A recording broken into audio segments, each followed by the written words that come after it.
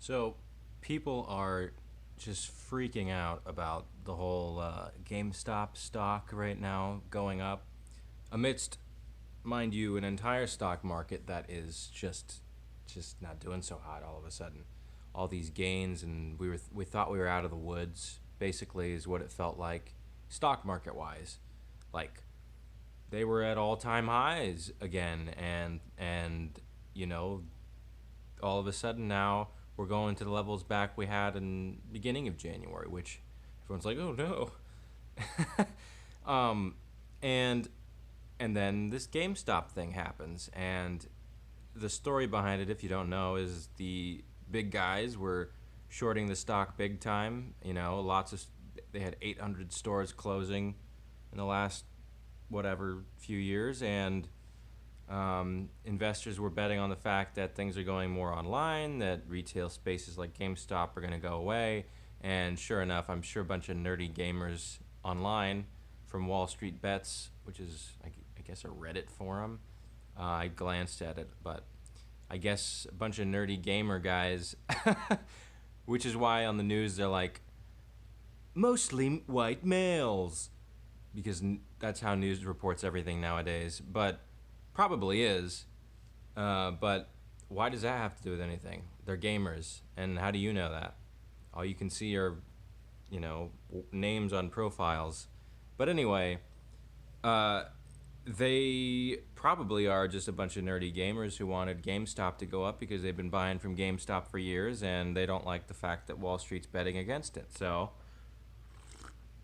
I guess I just have an issue with the way that they report on these things.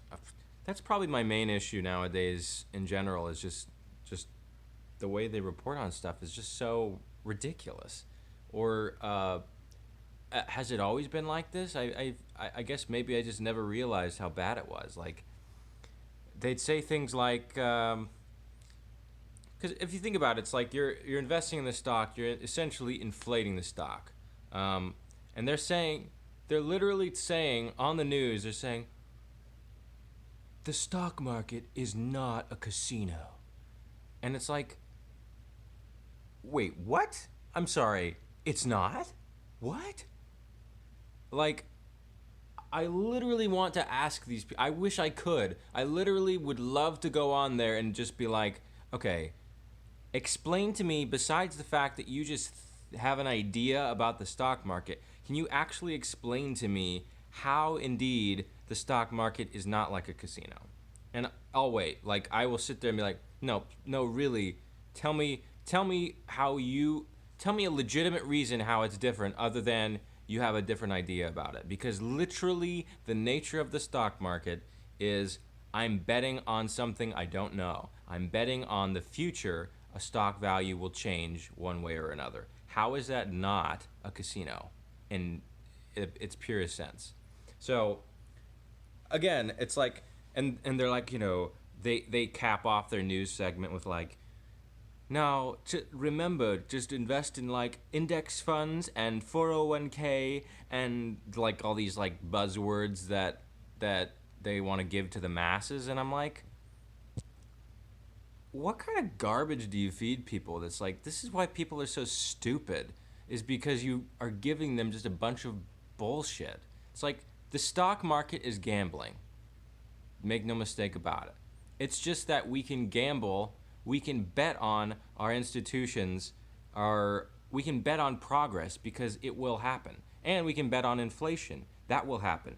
Those things I'm fairly confident about in the long term.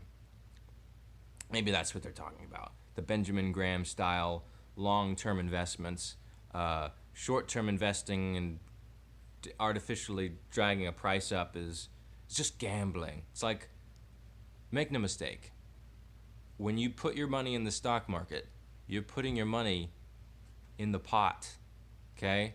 You're saying, I think that things are going to get better in the long term, or even in the short term. It doesn't matter, the time frame. I don't care what your Benjamin Graham book says or what investment book told you to invest in an index fund.